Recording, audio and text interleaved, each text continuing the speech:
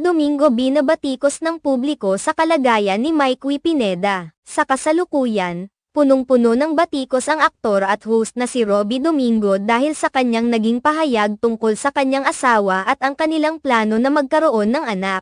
Maraming netizens ang nagbigay ng negatibong reaksyon sa tono ng kanyang pananalita, na ayon sa kanila ay hindi kaaya-aya at tila nagdulot ng pagka-azar. Sa kanyang pahayag, sinabi ni Robby na, "Sana meron na akong anak," at bagamat hindi niya tahasang tinukoy kung sino ang kanyang sinisisi, agad na pumasok sa isip ng mga netizens na ang kanyang tinutukoy ay ang kanyang asawa na si Mikey. Isang malaking isyu ang kasalukuyang kalagayan ni Mikey, na nahihirapan sa kanyang laban sa sakit. Sa kabila ng mga pagsubok na dinaranas niya, nagkaroon pa ng karagdagang pressure mula sa mga pahayag ni Robby ukol sa kanilang pamilya. Ang pahayag na sana ay magka-baby na sila ay tila